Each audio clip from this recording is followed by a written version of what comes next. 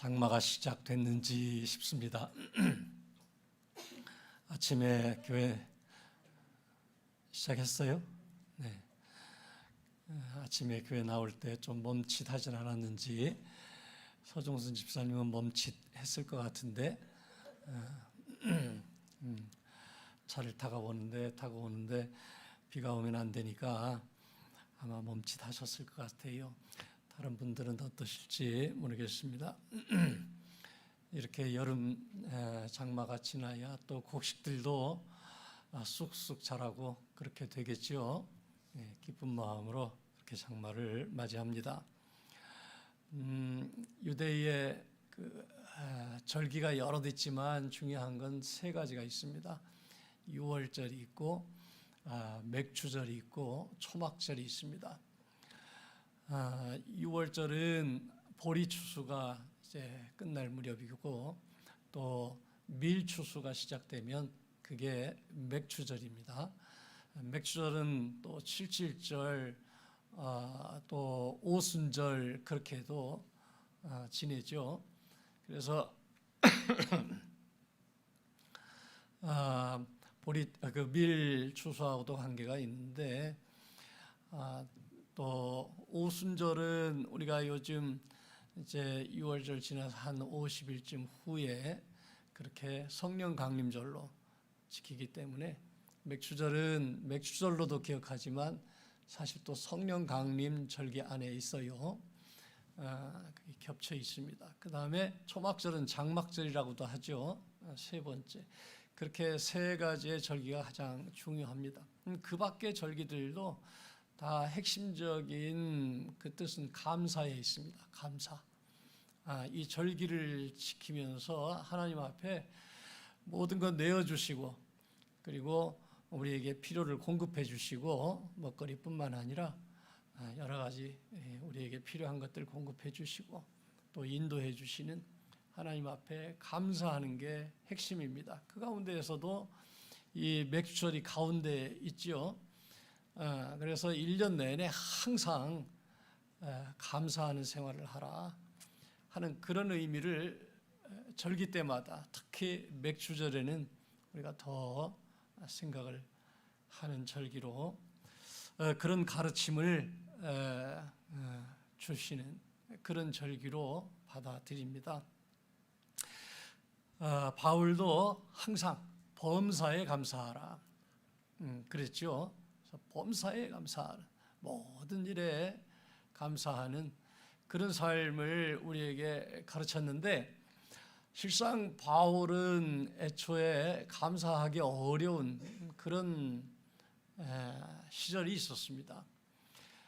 그 아이러니라고 그러죠. 참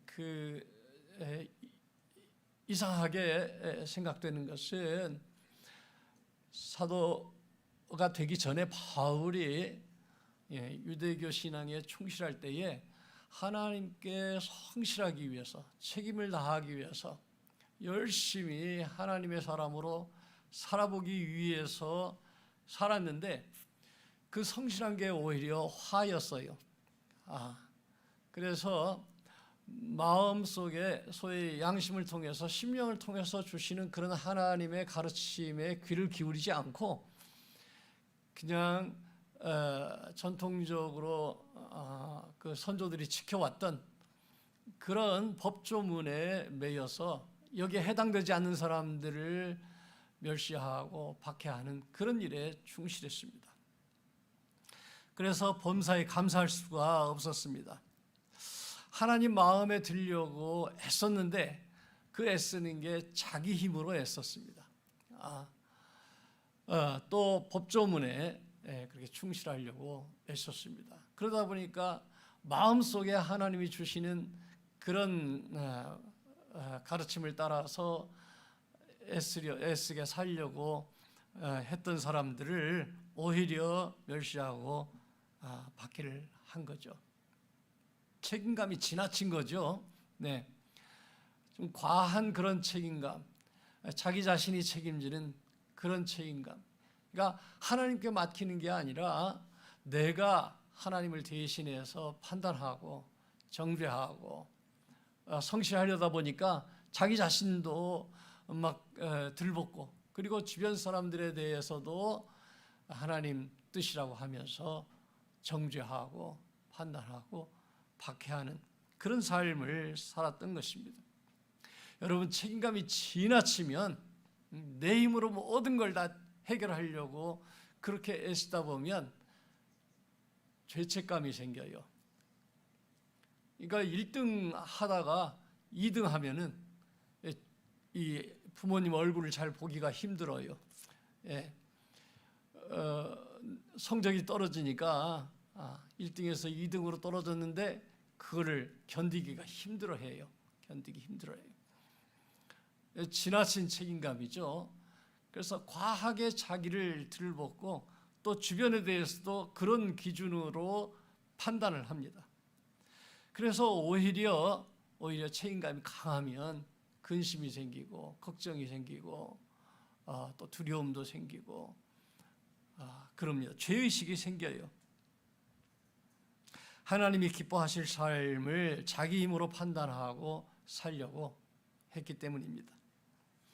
그러다 보니까 모든 삶에 감사가 없어지고 늘 힘들어요. 백전백패예요. 늘 나는 실패하는 것 같고 늘 힘들게 살아가는 거예요. 자기 자신을 들볶고 살아가면서 패배하면서 살아가는 거죠. 바울이 이 모순을 나중에 로마서 7장 우리 오늘 읽은 부분 앞을 보면 이렇게 말을 합니다. 내가 원하는 것은 행하지 아니하고 도리어 미워하는 것을 행함이라. 그래서 결론을 오호라 나는 곤고한 사람이로다. 이 사망의 몸에서 누가 나를 건져내랴 하는 그런 탄식을 바울이 하고 있습니다. 조금 더 하나님 기뻐하실 좀 그런 즐거움을 가지고 살고 싶은데 맨날 들볶는 거예요. 맨날 패배자로 살고 맨날 주변 사람들을 힘들게 하고, 그러니까 요구 수준이 너무 높은 거예요. 자기 자신에 대해서도 또 이웃에 대해서도.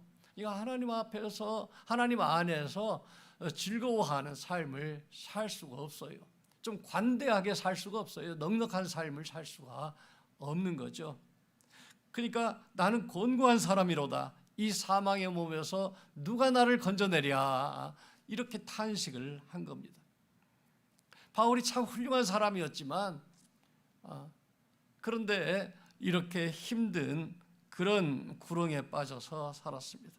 그러니 무슨 감사가 있었겠어요. 전교 2등을 해도 감사하기가 힘든 거예요. 바울은 그렇게 탄식하면서 자기 자신에 대해서는 늘 절망하고 다른 사람에 대해서는 의심해요. 오히려 다른 사람에 대해서는 불신해요. 신뢰하지 못하고 늘 경쟁 상대로 생각하며 의심하고 불신하고 자기 자신에 대해서 늘 불만족하고 이렇게 살았던 거예요. 우리도 마찬가지입니다. 우리도 예수님 믿고 예수님 안에서 평안과 감사와 행복을 누리며 살 수 있으면 좋을 텐데 예수님 안에서 우리 자신을 들볶을 수 있습니다. 그렇다고 해서 우리 자신에 대해서 너무 나태하게 태만하게 살려고 하는 게 아니라 살라는 게 아니고 우리 자신을 관대하게 보질 못해요. 하나님의 사랑이요 예수님 그 하나님이 보내신 분이라고 했는데 예수님 기준에 나를 바라보면서 자꾸 들볶는 거예요. 이 의무와 책임감 때문에 그래서 피곤할 수밖에 없습니다. 그래서 늘 좌절하고 그 기준에 맞추어서 나를 보면 다른 사람에 대해서도 쉽게 비판해요.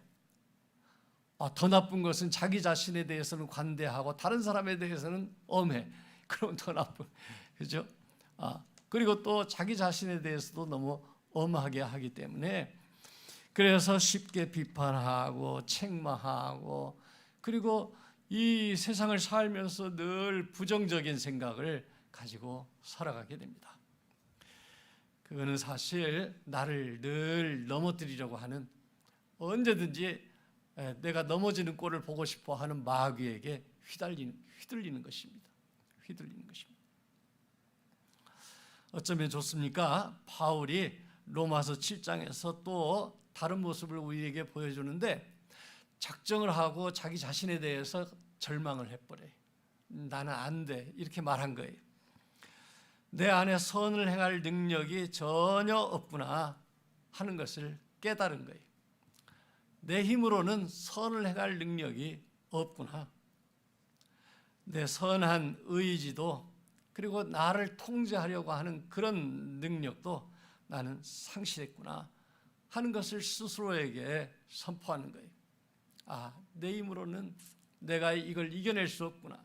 유혹이 올 때, 그리고 이 세상의 욕심이 막 탐욕이 나를 덮쳐올 때에, 그럴 때 내 마음이 막 흔들리죠. 그죠?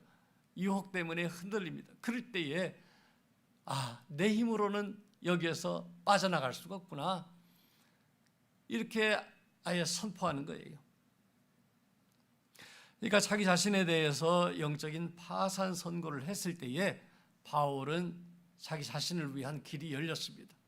상대방을 위해서도 너무 큰 기대를 하지 마셔요.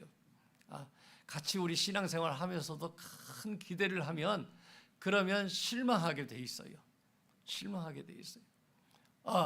그래서 좌절하고 그냥 실망하고 원망이 생기고 그래요. 그러니까 그리스도 안에서는 너무 큰 기대를 하지 마세요. 그래, 그럴 수도 있지, 이렇게 생각할 때 넉넉하게 관대하게 상대방을 포용할 수 있습니다. 우리 자신에 대해서도 게으르게 살려고 하는 것이 아니라 그건 다른 또 계기가 필요해요. 우리 자신에 대해서 우리가 주님의 그 넓은 품 안에 거하는 그런 모습을 보여야지, 내 힘으로 내가 이걸 해낼 수 있어, 나는 할 수 있어, 이렇게 나가면은, 그러면 그냥 내 팔뚝을 믿게 되고 내 재산을 믿게 되고 내 가능성을 의지하게 되고, 그러면서 좌절하고 넘어지게 되는 것입니다. 수영장에서요, 아이들에게 생존 수영을 가르칠 때 맨 먼저 가르치는 게 온몸에 힘을 빼는 것입니다. 그래서 그냥 떠 있는 것이에요. 그거 떠 있으려고 막 발버둥 치고 애쓰고 그러면 못 떠요. 우리 알잖아요. 경험이 있죠. 그러면 떠지질 않아요. 온몸에 힘을 쫙 빼고 그냥 물 위에 누우면, 그러면 그때 뜹니다. 그때. 그게 생존 수영이에요. 그런데 바다에 우리가 빠져가지고 막 위험에 처해 있을 때 그렇게 되나요? 위기에 처해 있게 되면 막 발버둥을 치고 어떻게 해서든지 빠져나와 보려고 막 하는데, 그러면 문제가 돼요. 구조하기 위해서 헤엄쳐 온 구조대원도 막 뿌리치고 막 붙잡고 같이 붙잡고 물속으로 빠져 들어가요. 이 힘이 얼마나 센지 모른다고 그렇게 이야기하더라고요. 모든 걸 포기하고 가만 누워 있으면 내 모든 통제력을, 내 의지를 내려놓고 도움을 기다려라 하는 것입니다. 영적으로도 마찬가지입니다. 그렇게 호흡만 하고 있는 우리를 향해서 파도를 가르고 다가오시는 분이 바로 예수님입니다. 그러므로 나는 곤고한 사람이로다, 이렇게 고백하는 것은 자포자기해서 그 구원을 포기하는 것이 아니고 내 모든 자랑을 내려놓으라는 것이에요. 내 모든 세상적인 그런 자랑을 다 내려놓고 주님의 도우심을 기다리는 사람이 되라는 거예요. 그래서 우리 신앙의 아주 중요한 덕목은 기다리는 것입니다. 포기하고 기다리는 것입니다. 하나님이 우리를 도우시기 위해서 기다리십니다. 그래서 우리 몸과 마음의 힘을 풀 가동해서 발버둥 칠 것이 아니라 나는 곤고한 사람이로다, 그러면서 즉시 힘을 빼야 합니다. 그러므로 예수님은 온전하게 하나님의 사람으로 살기 위하여서 발버둥을 치다가 포기한 사람, 그런 사람을 향하여서 내려오시는, 하나님이 내려 보내주시는 선물입니다. 예수님은 우리에게 오신 선물입니다. 그것을 우리의 신앙의 표현으로 은혜라고 하죠. 은혜입니다. 예수님은 우리에게 은혜로 다가오시는 분입니다. 그래서 수고하고 무거운 짐진 자들아 다 내게로 오라. 내가 너희를 쉬게 하리라. 이렇게 인사하고 우리의 온 힘을 빼게 해주십니다. 밤에 잠이 안 올 때 잠드는 법 가운데 하나 여러 가지가 있죠.